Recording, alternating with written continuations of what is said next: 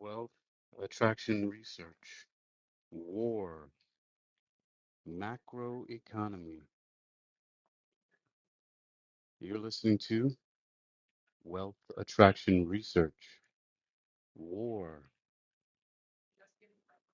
presented by Hakeem Ali Bokus Alexander on Spreaker, Social Podcasting, and Wisdom, Social Audio Inc., presented for World Reading Club in association with ExercisingYourMind.com and UniquilibriuM. This edition's reading focus, that I assure you might be boring for some of you, comes from a few books: The Little Book of Economics, How Money Works, my somewhat dry, sometimes colorful commentary, and maybe a few other texts that I have before me as I jump around with my gnat-like attention span. Yesterday I left off leading into, from the Little Book of Economics, I read Fake or Make Money. It is fake money from money. And today's section is called Money Causes Inflation, the Quantity Theory of Money. And from How Money Works, I left off from net income, and now it's expensing versus capitalizing. Oh, such exciting subjects. I wonder which one to start with. They're both pulling me. So, but it must be done. The alchemy. Every day, just a little bit more. This is day number 3 or 4.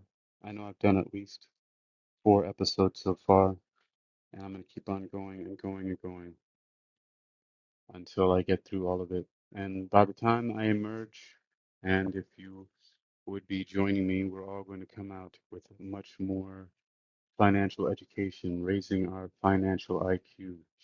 A lot of people don't think that that's important, but it's just like math for a lot of people. People think that they're not going to use it in the real world, but we use both of them every single day. And it's one of the reasons that many people are taken advantage of and are so uncomfortable with even talking about money, where people come up with these terms saying that rich people are evil, or that the love of that money is the root of all evil, when the actual saying is that the love of money is the root of all evil.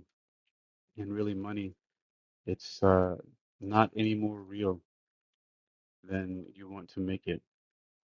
It's easily influenced by your thoughts, your will, just like any of those magic spells. I say this over and over again, but it's as if there's been a huge spell of poverty, a poverty illusion put over the world, and everyone's falling for it. And the simple way to pierce the veil is by understanding a little bit of what's going on, just more and more every day. And this is what lets people out of it and helps people to become free. But the more we stay in the dark, right, the more we are occluded, right, from this occult knowledge, the more that those who are illuminated, the Illuminati, those who are in the light, can take advantage of the rest of us. Just like how the subtitle of the book Fake by Robert Kiyosaki says, right? Fake money, fake teachers, fake assets, how lies are making the poor and middle class poorer, right? So, and what are those lies? Most of those lies are lies of omission, by simply not teaching these things in school, by keeping people in the dark from the information that can help them. And sure, a lot of this stuff is used for less than savory purposes, but that doesn't mean that you have to learn these things and do things that are against your core beliefs and values. So, without further ado, I am going to get right into this because some of this is boring as shit, for real. But the more I understand it, the more excited I get about it, and the more effective I become at doing it. And so this series is going to go through these and other books until we get to the end of it. so we all come out on top. And I assure you that listening to this and the others in the series as we go along, you will learn a lot because these are not all my words. Some of the commentary is mine. I have my own opinions and I have my own feelings and beliefs and experiences, but these are compilations with many different contributors. I didn't realize it at first, but both of the books happen to come from the same publisher. So they have some of the same information, which is great, I find, for repetition. They come from the Dorling Kinserly Limited, DK, which is a division of Penguin Random House LLC. The book, The Little Book of Economics, was first published in 2012 and then again 2020. And the How Money Works book, also by Dorling Kinserly, also has many contributors, was published at first in 2007, at least the first American edition was published in 2007. And so we have many contributors too to this book, many, many. But let's start with the Little Economics book. I think that this one is a little bit less fun. Let's see what they have to say about money causes inflation. People are hearing a lot about inflation now and the prices going up of things. Let's see what this quantity theory of money has to say about it. In context here, the focus is the macroeconomy. The key thinker we're focused on is Jean Bodin, which he lived from 1530 to 1596, it's reported. In the before section, it says 1492, everybody's favorite Christopher Columbus arrives in the Americas. Silver and gold flow into Spain. After the fact, in 1752, David Hume states that the money supply has a direct relationship to the price level. In 1911, Irving Fisher develops a mathematical formula to explain the quantity theory of money. 1936, John Maynard Keynes says that the velocity of money in circulation is unstable. And in 1956, Milton Friedman argues that a change in the amount of money in the economy can have a predictable effect on people's incomes. Burn the money. In 16th century Europe, prices were rising inexplicably. Some said that rulers were using an old practice of debasing currencies by minting coins with ever smaller amounts of gold or silver in them. This was true. However, Jean Bodin, a French lawyer, argued that something much more significant was also happening. In 1568, Bodin published his Response to the Paradoxes of Maelstrom. The French economist Jean de Maelstrom, who knows when he was born until 1578, had blamed the price inflation solely on currency debasement, but Bodin showed that prices were rising sharply even when measured in pure silver. He argued that an abundance of silver and gold was to blame. He argued that an abundance of silver and gold was to blame. Hmm. These precious metals were entering Spain from its new colonies in the Americas and then spreading throughout Europe. Bodin's calculations of the increase in coinage were remarkably accurate.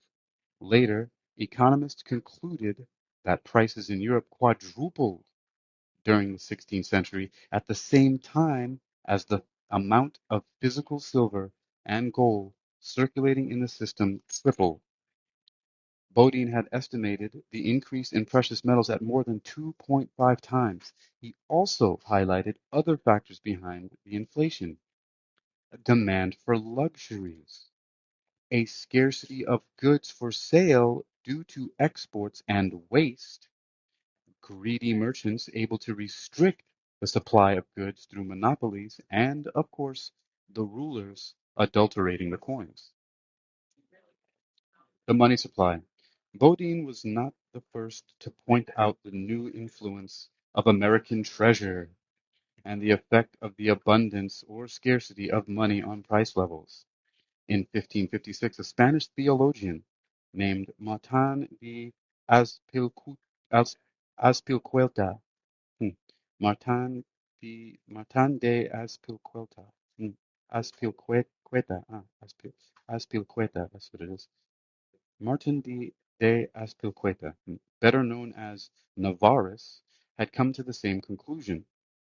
However, Bodin's essay also discussed the demand for and the supply of money, the operation of these two sides of an economy, and how disturbances to the supply of money led to inflation. His thorough study is considered the first important statement of the quantity theory of money. The reasoning behind this theory is partly based on common sense.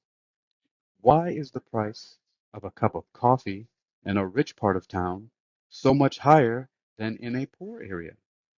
The answer is that customers in the rich part have more money to spend. If we consider the population of a whole country and double the money in people's pockets, it's natural that they will want to use their increased spending power to buy more goods and services. But goods and services are always in limited supply, so there will be too much money chasing too few goods, and prices will rise. This chain of events shows the important relationship between the quantity of money in an economy and the general price level. That's an important point here to look at, right? The reason behind the quantity theory of money is partly based on common sense, right? The question asked is why is the price of a cup of coffee in a rich part of town so much higher than in a poor area? Well, because rich people have more money to spend, right? And if you double what the people in people's pockets all over the country, of course they're going to want to spend more on goods and services, but those goods and services are limited, and so the prices will go up. So people will pay more for the less that's in circulation. All right. The quantity, the quantity theory of money states that a doubling of the supply of money will result in a doubling in the value of transactions or income or expenditure. In the theory's more extreme form, a doubling of money will lead to a doubling of prices, but not real value. Money will be neutral in its effect on the real relative value of goods and services. For example, on how many jackets can be bought for the price of the computer. Hmm,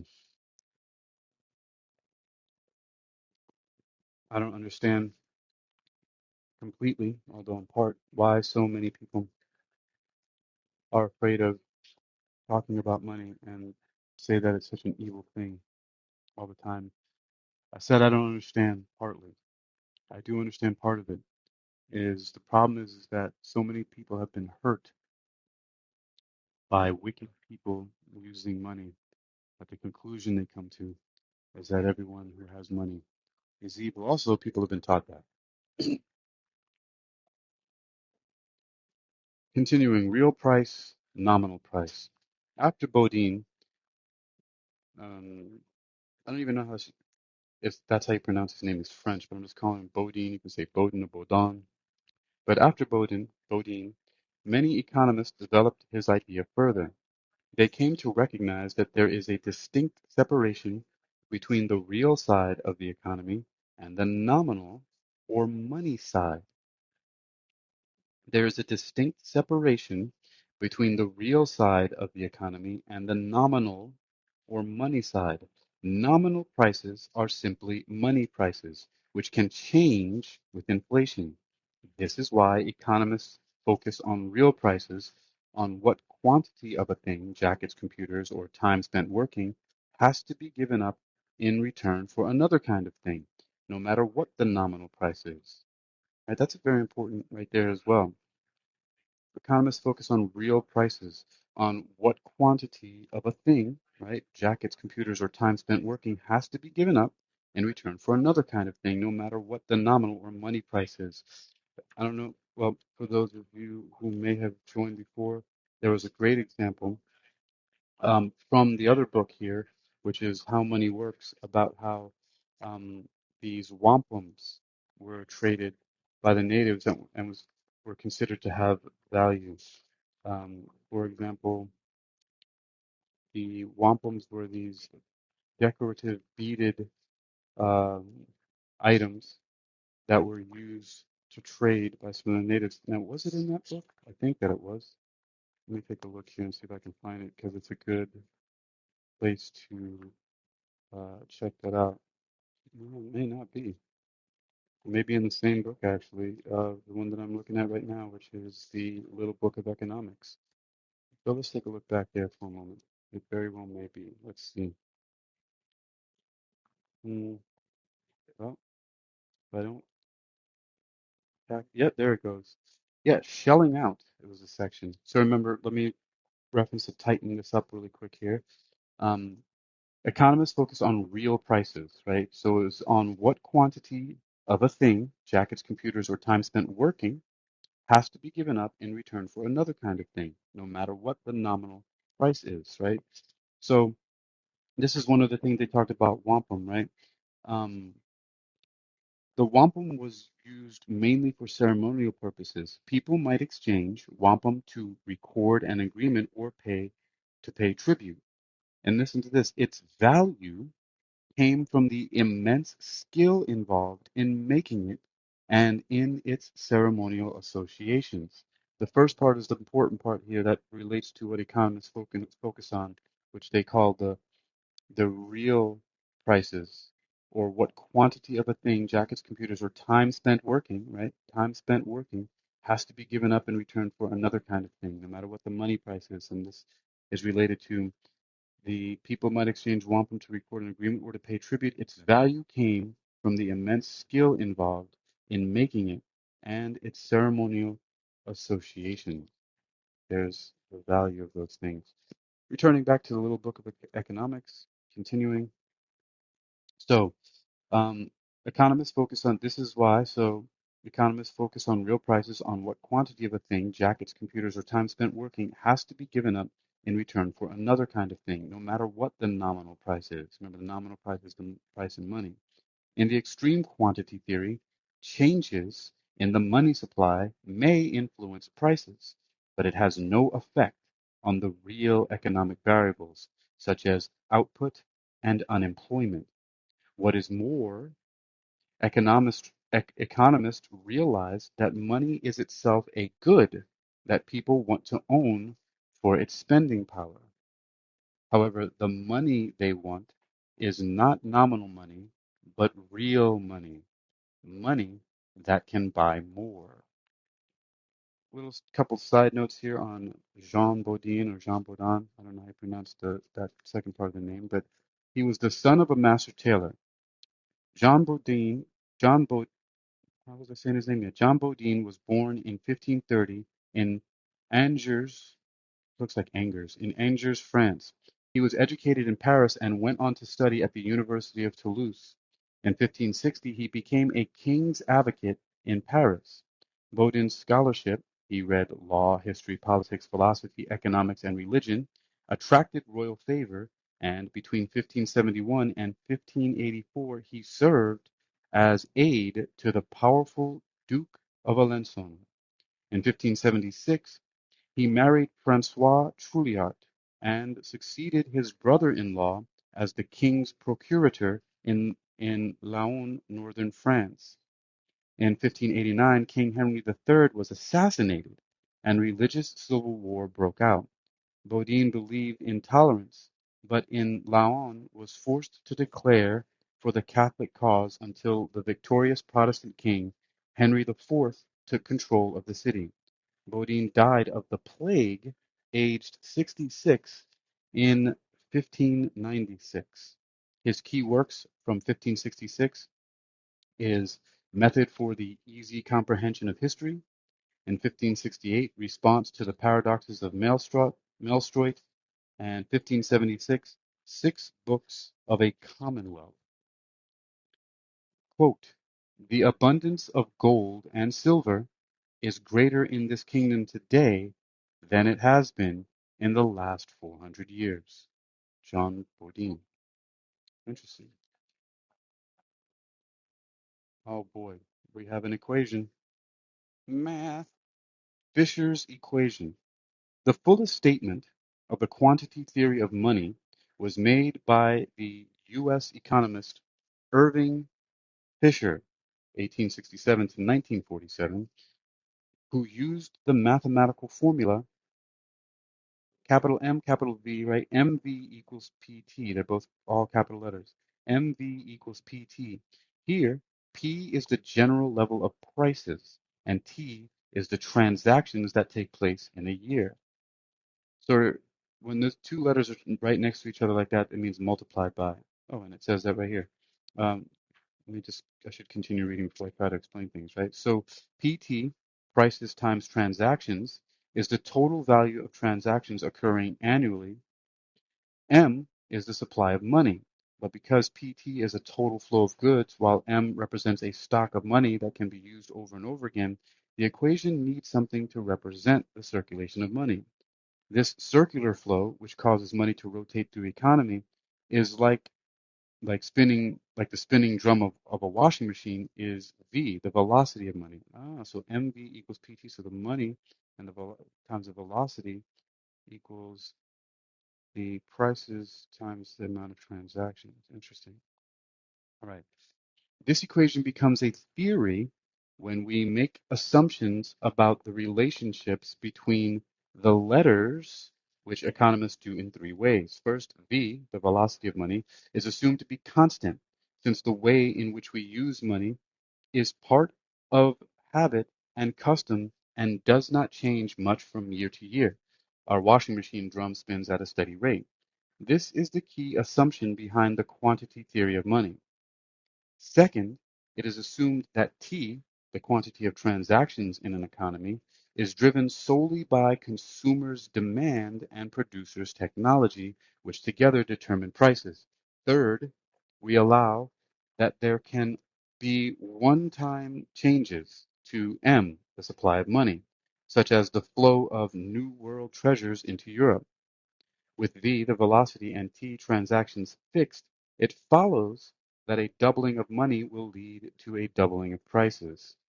Combined with the differences between nominal and real, the quantity theory of money has led to the notion that money is neutral in its effect on the economy. All right, so that's an important equation for us. MV equals PT. Ponder on that. Sometimes it's really good to write down simple equations. If you're not mathematically inclined and you don't like it, that's okay. Do it anyway.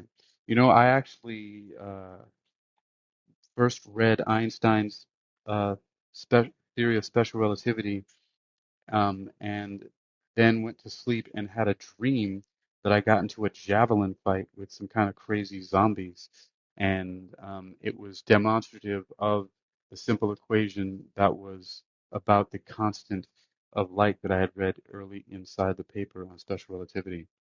So sometimes these things will get into your subconscious mind and make sense to you in some very interesting and sometimes strange ways. So MV, so you got money, which is a variable, but V, which they're saying is a constant, the velocity of money. So the variable money times the velocity of money equals the prices times the transactions. So MV equals PT. Money, the velocity, price, transactions. Don't have to understand it now. It may become more apparent the more that we go on. Money circulation and price level. Let's see. Irving Fisher used the analogy of a scale to illustrate the quantity theory of money. If there is an increase in the amount of money in circulation, the bag gets heavier and the price of goods rises and moves to the right, balancing the scale. That's interesting. So imagine price of goods like you got a shopping cart full of groceries, a house, and a car on a platform suspended on one end of a scale. And if the price of money, there's a money bag on the other side, and if the amount of money in circulation goes up, the bag gets heavier. So imagine filling it with some silver and gold coins, and the more of them that are in there will weigh it down and lift the prices of the goods and services sometimes. Hmm. This equation, da da da. Okay, yeah. Combined difference between nominal and real quantity theory money has led to the notion that money is neutral in its effect on the economy. That bears reading again. But let's finish this off here with the challenge and restatement. But is money really neutral? Few believe that it is neutral in the short run. The immediate effect of more money in the pocket is for it to be spent on real goods and services. Would you agree with that? I'd agree with that. That's what happens a lot of times. People get more money in their pockets and their banks and just go out and spend it. A lot of people do that actually. It's like an addiction to buying. People just run out and start buying shit as soon as they get more money. John Maynard Keynes said it was probably neutral in the long run, but in the short run, it would affect real variables such as output and employment. Evidence also suggests that money velocity is not constant. It seems, which is represented by the V in the equation, is not constant. It seems to rise in booms when inflation is high and falls in recessions when inflation is low. Keynes had other ideas that challenged the quantity theory of money. He proposed that money is used not just as a medium of exchange, but also as a store of value, something you can keep for buying goods, for security in case of hard times in the future, or for future investments. This is why it's difficult sometimes when you got a lot of people talking about buying silver and gold as a hedge against failures in the economy and all this other stuff like that. I mean, I do it. I have silver. Um, I collect precious metals, but um, in no way do I think that it's more valuable than having the skill and the means, like seeds, to be able to grow food, to be able to go hunting, and also to be able to jack somebody if you need to in the zombie apocalypse. No, I'm just kind of joking about the third part. Um, but yeah, you definitely military skill, prowess, and self-defense, and weapons making and the use of them are actually important. Just imagine those crazy survivalists you think of. Those skills and things like that are far more important than metal, unless you're going to use the metals for building technology or weapons. Think about that. Continuing,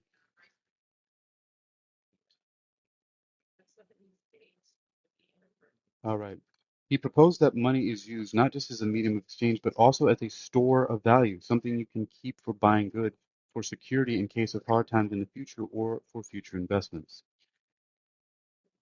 Keynesian economists argue that these motives are affected less by income or transactions, that's the PT in the formula, the price and transaction in the formula, than by interest rates. A rise in the interest rate will lead to a rise in the velocity of money. In 1956, US economist Milton Friedman defended the quantity theory of money, arguing that an individual's demand for real money balances, where, where money buys more, depends on wealth. He argues, he, arguing that an individual's demand for real money balances depends on wealth. Or wait, arguing that an individual's demand for real money balances, where money buys more, depends on wealth. He claimed that it is people's incomes that drive this demand. I definitely would agree with that partially. Today, central banks like the Federal Reserve print money electronically and use it to buy government debt in a process known as quantitative easing. Their aim has been to prevent a feared fall in the money supply. So far, the most visible effect has been to reduce interest rates on government debt. Hmm. Inflation is always and everywhere a monetary phenomenon. Milton Friedman. It's a quote. Inflation is always and everywhere a monetary phenomenon. Milton Friedman. All right, the next section that I'm not going to read yet, though, is called Protect Us from Foreign Goods, Protectionism and Trade. That'll be coming up next, but first, fudge, I forgot when I started this. Well, then I'm just going to give myself a limit of 27 more minutes and then start another one because I want to keep them all under an hour. I wasn't keeping track. I was busy listening to Andrea Raquel's room earlier, but this urge kept on pulling me to get out and to make a recording, lest I find I need to do something else. I got to get them done every day.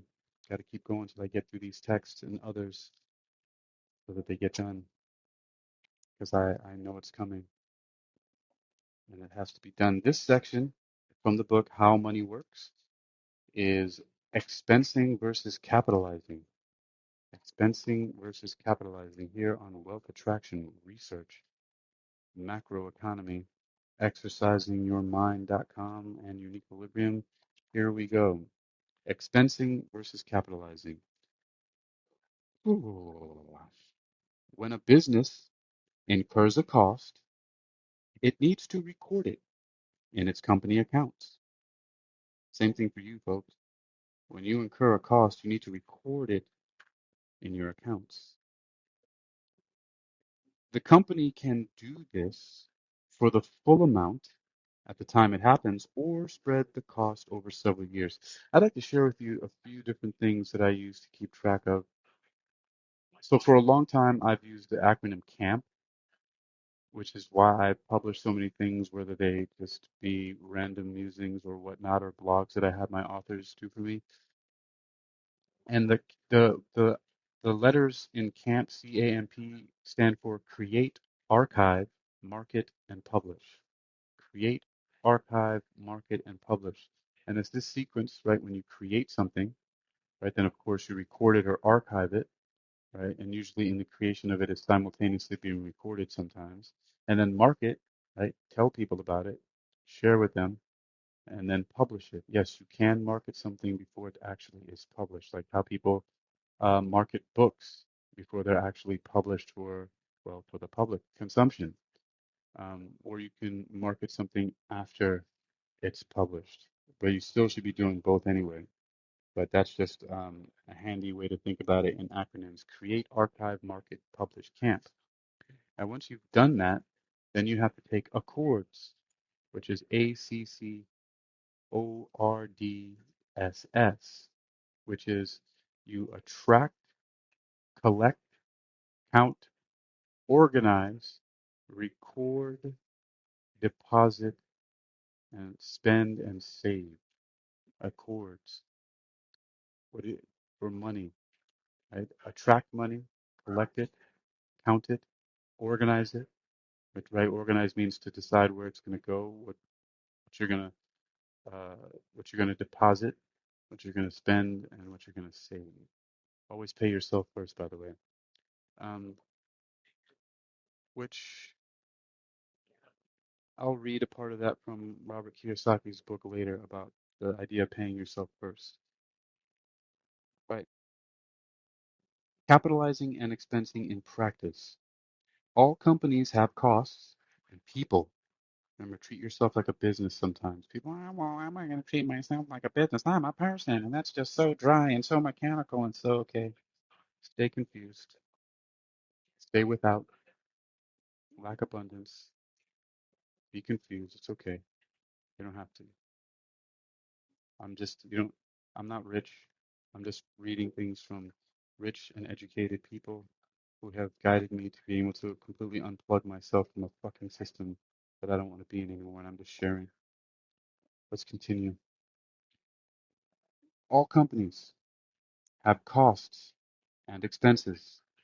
Some, such as electricity and other utilities, oh goddamn, why does a company sound like a person?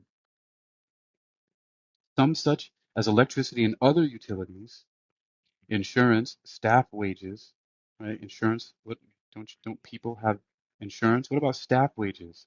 You have kids, you have a spouse, right? You got to spend money on them. You can consider the staff wages and food need to be paid for upfront. So these are expensed.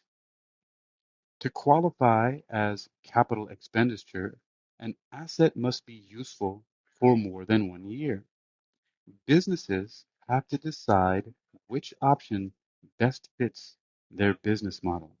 A ski resort buys a new ski lift. snowplow, and bus, as well as some furniture, and capitalizes the cost. We're going to go into what is capitalizing. Capitalizing. A business may decide to capitalize a cost and then spread it over a number of years. Capitalizing means recording an expense as an asset and then allowing for its depreciation or fall in value over time.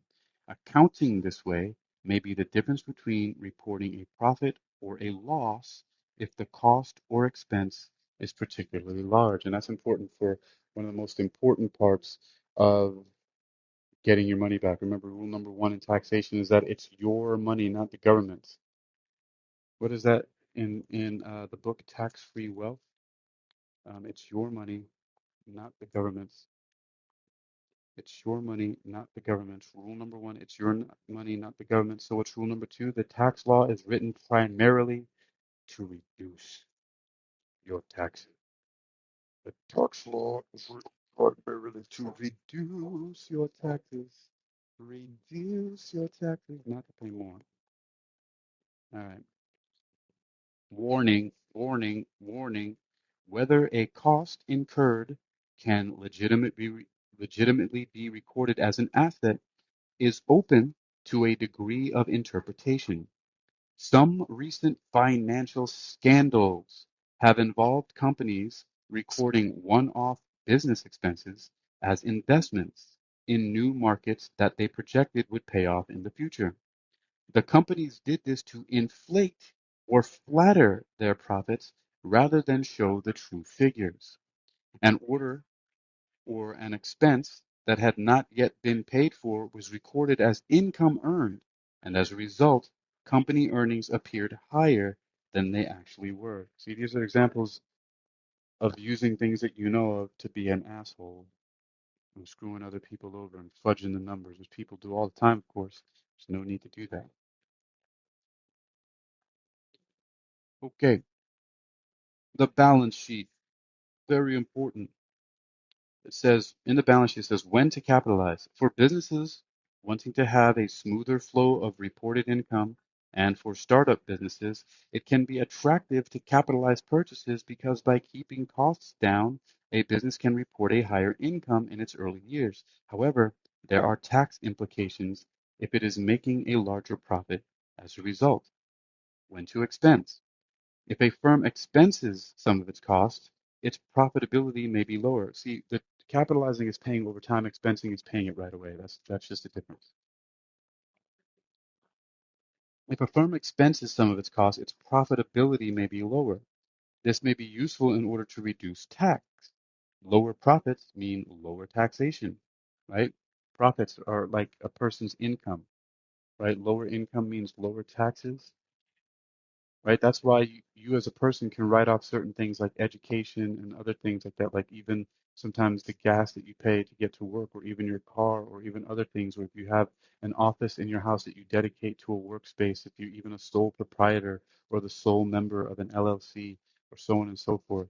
Some of these things can be written off, meaning that you get more of the money back later because it means that you actually earned less money because you paid money in expenses, and therefore the money that you paid for things to get your work things done means that you had less money and therefore you can get more of it back in your taxes. Remember, it's your money, not the government's. That's rule number one. And rule number two is the tax law is written primarily to reduce your taxes. All right. If a firm expenses some of its costs, its profitability may be lower. This may be useful in order to reduce tax. Lower profits mean lower taxation. A company may also choose to expense a cost if it has had a good year and wants to show high profitability in later years. Some costs, such as staff payments, must be expensed because you got to pay them right away, right? That's why you get deductions on your tax return, um, your tax forms for like family and dependents and things like that. It's a very similar thing. You can look at it that way. A company's assets may be, like this in a ski resort, may be ski lift. The significant cost of building the lift is spread over a number of years. That's called capitalizing. A snowplow.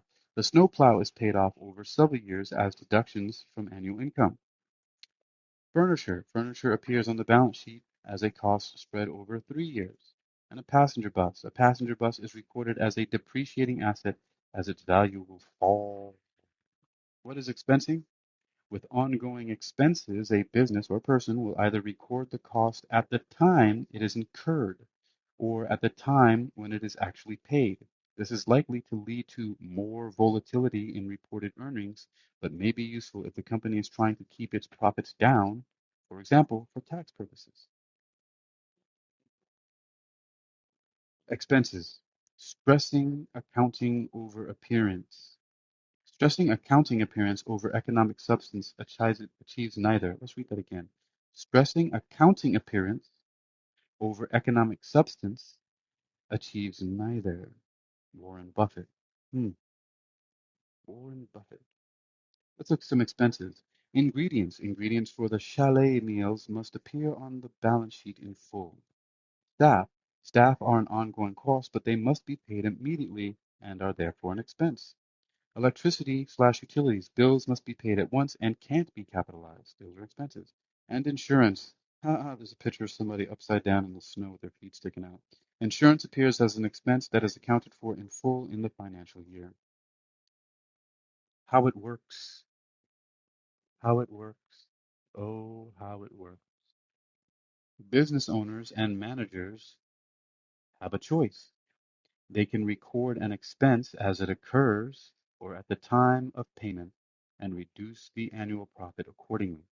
This practice, known as expensing, will show up immediately in the account. If the expense will provide value for more than 1 year, it can be recorded once as an asset once depreciation is accounted for. Known as capitalizing, this practice has the advantage of taking costs out of the business gradually rather than in one lump sum.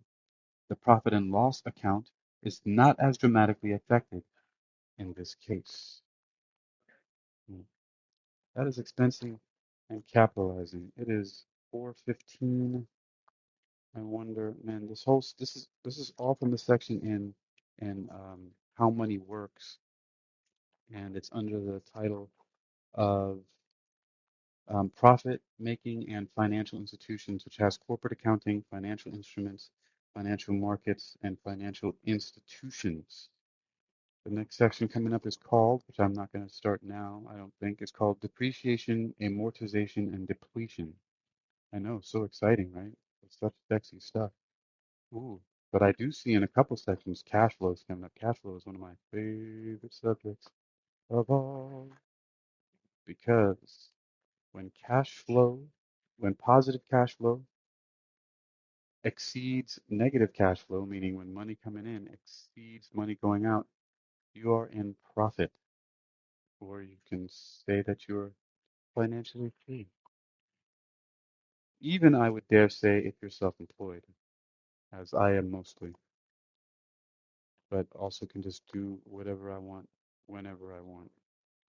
And at that point in time, that's the best thing is just not answering to anybody at all. Fuck all that shit. All right. Yeah, coming up next in the little book of economics is going to be protect us from foreign goods, right? Talking about protectionism and trade. And once again, in the how money works, it's going to be depreciation, amortization, and depletion. There's a lot of overlap here and a lot of things that are getting repeated, but that's awesome because that's how we learn and or get hypnotized through repetition and association. Some of you may actually get hypnotized to not learn anything at all because this stuff is so boring that it'll turn your brain off and you won't learn anything at all. And that's okay. I'm not here to please anyone, and that means that especially I'm not going to please everyone. So that is it for this edition of Wealth Attraction Research War, where your great health is the truest of all wealth. This was a macroeconomy taken from the little economy or the little book of economics and for how money works. Um, and let's see if I can find, what did I say I was going to read from Robert Kiyosaki? where he talked about, um, oh, yeah, do I even remember? Sure, I have it bookmarked somewhere. Oh, yeah. hmm Well, actually, you know what? I'm simply going to read from another section. Just I'll end these off because these are good nuggets. Because this is, I like the narrative style about how he says certain things. Yesterday, I finished one of the talks and readings with his number two out of Getting Started. In chapter 8, there is gold everywhere. Most people are not trained to see it. And I read Make Daily Choices, The Power of Choice. So I'm simply going to move on to number 3, which is choose friends carefully. The power of association. And that means choose carefully what you also listen to, including me and everything else that's out there. It says choose what you choose. Choose friends carefully. The power of association. Oh, isn't that interesting? I was just talking about repetition and association. Even though it's slightly different, it's still association. It makes all the difference in the world. So this is from the book Rich Dad Poor Dad, the 25th year anniversary, celebrating 25 years as the number one personal finance book of all time. What the rich teach their kids about money that the poor and middle class do not, with updates for today's world in 9 study sessions. Robert Kiyosaki. From chapter 8, which is getting started, and this is number 3 of his 10 rules, I guess. Choose friends carefully. The power of association. First of all, I do not choose my friends by their financial statements. I have friends who have actually taken a vow of poverty, as well as friends who earn millions every year. The point is that I learn from all of them. Now, I will admit that there are people I have actually sought out because they had money, but I was not after their money.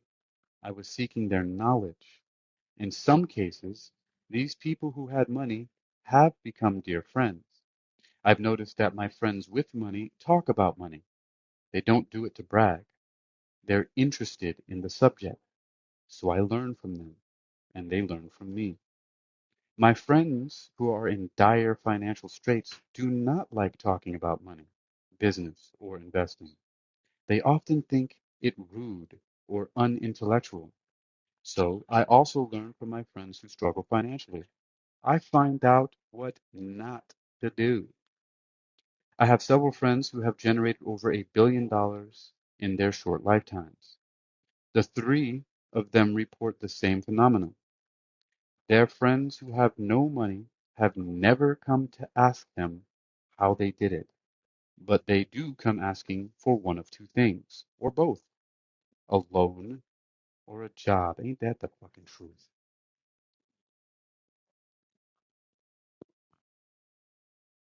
Warning, don't listen to poor or frightened people. Remember, you got to remember this in context. I'm not talking about don't listen to people who don't have money in any context. It's just, this is a personal financial book, right? Warning, don't listen to poor or frightened people. I have such friends, and while I love them dearly, they are the chicken littles of life. To them, when it comes to money, especially investments, it's always, the sky is falling, the sky is falling. They can always tell you why something won't work. Yep. The problem is that people listen to them. But people who blindly accept doom and gloom information are also chicken little. As that old saying goes, birds of a feather flock together. If you watch business channels on TV, they often have a panel of so-called experts. One expert will say the market is going to crash, and the other will say it's going to boom. If you're smart, you listen to both. Keep your mind open, because both have valid points. Unfortunately, most poor people listen to Chicken Little. I've had many close friends try to talk me out of a deal or an investment. It's happened to me recently too. Not long ago, a friend told me he was excited because he found a 6% certificate of deposit. I told him I earned 16% from the state government. The next day, he sent me an article about why my investment was dangerous.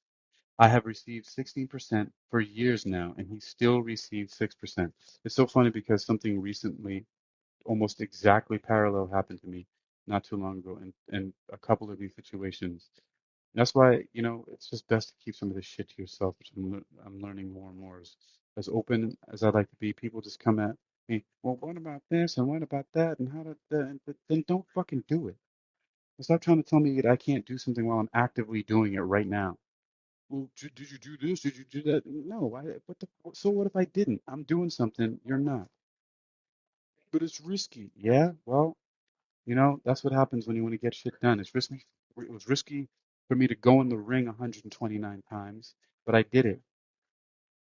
I wouldn't have won one if I didn't go into any, right?